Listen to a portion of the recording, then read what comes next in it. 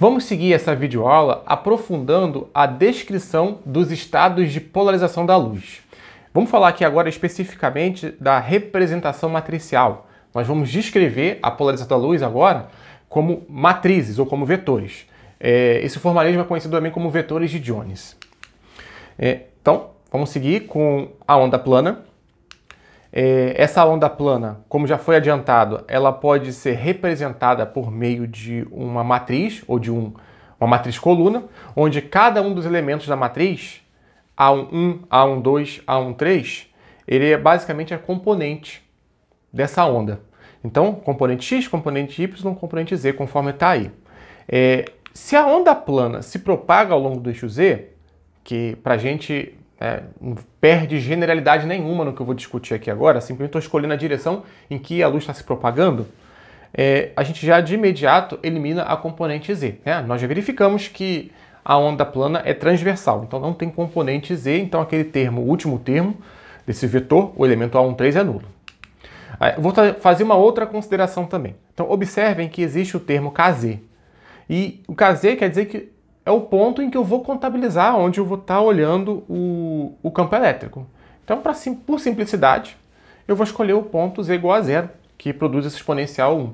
E aí, com isso, o vetor que descreve a luz se propagando na direção do eixo Z, ele é basicamente esse vetor que está aí. Então, nessa ideia, ainda mais sabendo que na componente Z é sempre zero, porque você não tem componente Z na luz que se propaga na direção do eixo Z, então a gente segue com a definição dos vetores de Jones, que agora, basicamente, os componentes A11 e A12 são basicamente as componentes EX e EY. Observem, não tem necessidade mais de trabalhar com o EZ, porque o EZ é nulo. Eu já estou considerando. Então, ao escrever isso, já estamos considerando que a luz se propaga ao longo da direção do eixo Z. Então, esses são os vetores de Jones. Então, apenas a título de ilustração, mostro aqui nesse slide uma fotografia de um experimento que atualmente está montado no Laboratório de Ótica Quântica da UF. A gente utiliza basicamente nessa experiência um laser verde e, como vocês podem verificar na figura, esse laser passa por diversos elementos ópticos. Então, cada um desses elementos influencia na polarização da luz. Então, é necessário que a gente contabilize cada uma influência de mudança na polarização da luz. E nesse sentido é fundamental a gente usar os vetores de Jones para fazer essa contabilização. Então, mexer com a polarização é fundamental em experimentos de ótica. Voltando à nossa discussão, então vamos aqui observar os elementos do vetor de Jones. O elemento A11 é a componente EX do campo elétrico, o elemento A12 é a componente Y do campo elétrico. Essas componentes podem ser funções complexas, como normalmente são. Então a gente vai escrever o vetor de Jones explicitando essa parte complexa, ou seja, a parte harmônica. Então o vetor, ou a componente EX, ela vai ser basicamente o AX, número complexo, vezes o exponencial de menos iômega-t. Mesma coisa para o AY.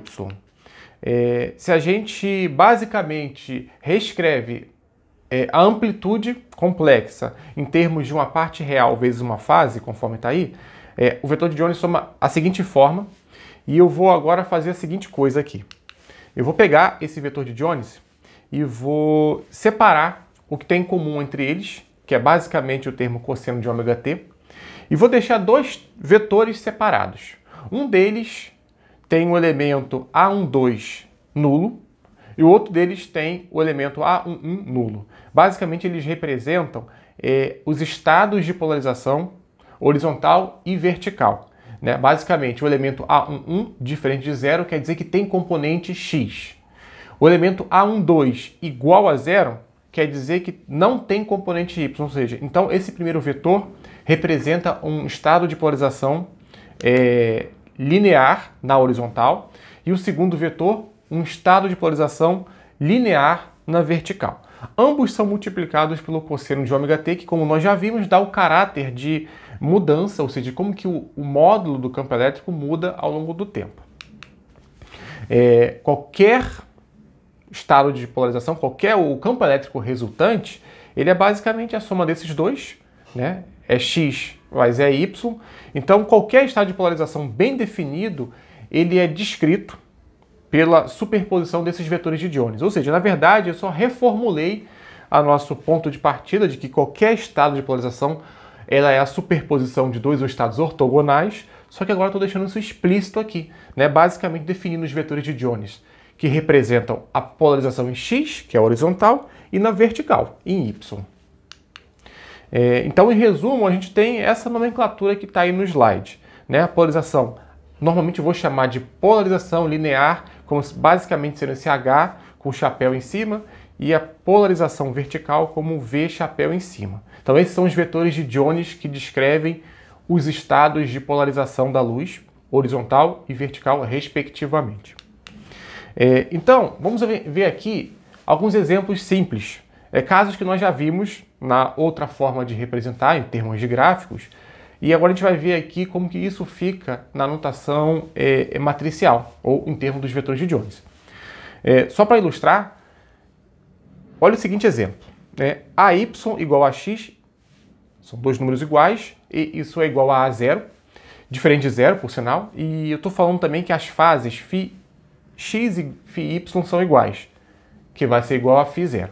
Então, quando a gente faz isso, o campo resultante, o etil, ele vai ser basicamente o etil x mais o etil y, e o vetor resultante, observem, ele é uma constante, né, o A0 vezes o exponencial de Iφ, vezes o vetor 1, 1. Mas o vetor 1, 1, ele, como já disse, ele tem um componente x que vale 1, a componente y que vale 1. Ambos têm a mesma intensidade. Então, isso está dizendo para a gente que essa é a forma reduzida ou contraída de se escrever o estado linear de polarização a 45 graus, ou PL 45, como está aí nessa figura. Se por acaso a y for igual a x, que é igual a zero, repetindo, e a única diferença ser φx, ou desculpe, φy ser igual a φx mais π, ou seja, tem uma diferença aí, agora a fase não é exatamente igual, o que a gente obtém é que o vetor de Jones ele é o 1 menos 1, justamente indicando o PL menos 45, né, que tem uma defasagem. Então o sinal de menos aí está dizendo que tem uma defasagem de π entre as componentes x e y, enquanto uma é máxima, a outra é mínima e vice-versa. Bom, aí os outros casos são automáticos, né? Então basicamente, se a gente considera como sendo a única mudança o fato de φy ser igual a φx mais π sobre 2, a gente obtém que o vetor de Jones é o 1i, que basicamente, de forma bem explícita, é 1 exponencial de ou seja, exponencial de i π sobre 2. Isso está dizendo para a gente que é um estado de polarização circular. Mais especificamente, polarização circular à esquerda. Caso contrário, polarização circular à direita. Então essa é a maneira que a gente também tem para representar os estados de polarização puros, né? Por exemplo, linear e circular à direita, circular à esquerda. Então essas são as formas que a gente tem de escrever, ou por meio de um gráfico, ou por meio dos vetores. E na hora de tratar, de resolver o problema da polarização em sistemas ópticos, nos experimentos, às vezes ambas são importantes, mas normalmente, em termos de cálculo, o cálculo matricial ele é muito mais simples. Bom, vamos seguir aqui com o estado de polarização PL45. Né, como esse vetor de Jones está representado aí. Tem uma constante, que é o A0 vezes o exponencial de Iφ0, vezes o vetor 1, 1. Então, o vetor 1, 1 que é o vetor que a gente deve se concentrar. Eu quero saber, normalmente, dos experimentos, a relação entre as energias dos vetores ortogonais que eu estou somando. Então, lembrando aqui, o nosso ponto principal é qualquer estado de polarização, ele pode ser entendido ou descrito como uma superposição de estados ou ondas com polarizações ortogonais.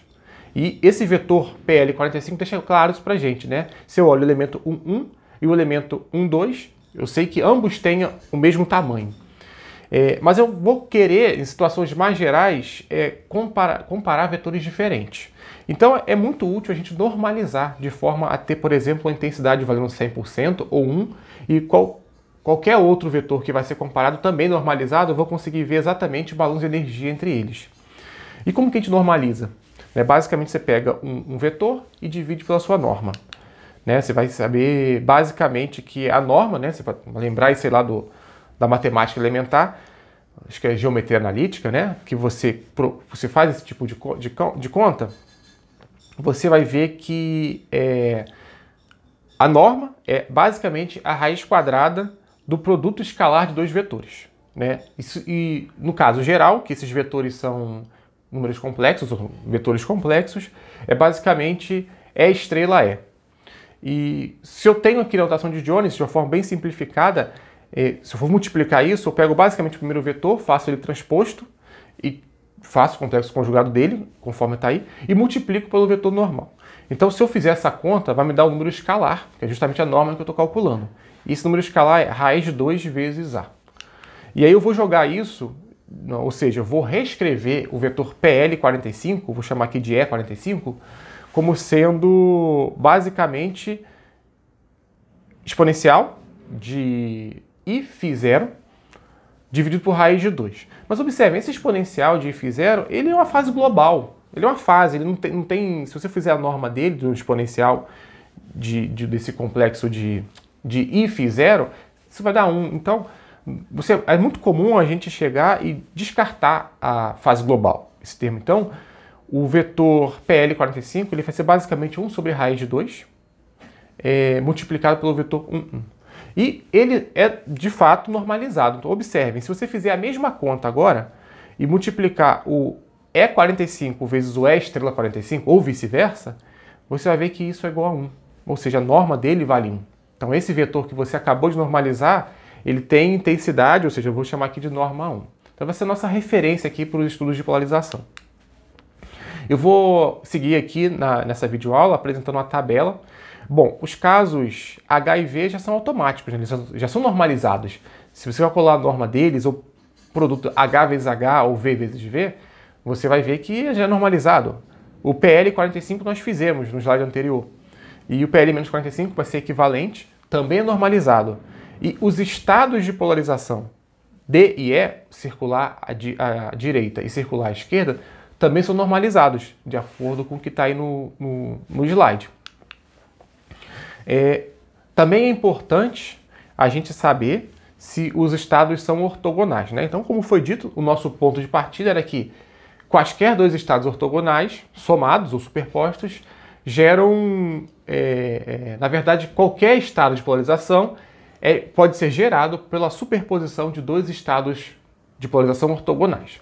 Então, precisamos saber o que significa essa ortogonalidade. Então, basicamente, se eu pego um vetor D vezes o E, polarização circular à direita vezes a polarização circular à esquerda, se eles, por exemplo, e como é o caso, forem nulos, se esse produto for nulo, quer dizer que esses vetores são ortogonais. Então, se você fizer essa conta, como exatamente está aí no slide, você vai verificar isso. Então, os estados de polarização D e E são ortogonais. Isso quer dizer que qualquer polarização que você imaginar, qualquer estado puro de polarização que você imaginar, vai poder ser descrito como sendo uma soma de polarização circular à direita com polarização circular à esquerda.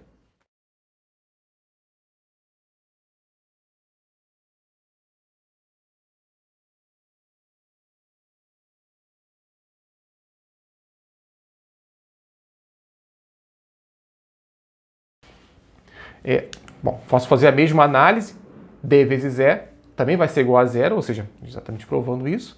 E você também vai ver que EH vezes EV e EV vezes EH, ou seja, esses estados da tabela anterior, vou até voltar aqui, da linha 1, da linha 2, da linha 3, são estados ortogonais. Ou seja, os vetores HV, mais e menos 45, D e E, são vetores de base. Qualquer estado de polarização puro é combinação de quaisquer dois desses vetores.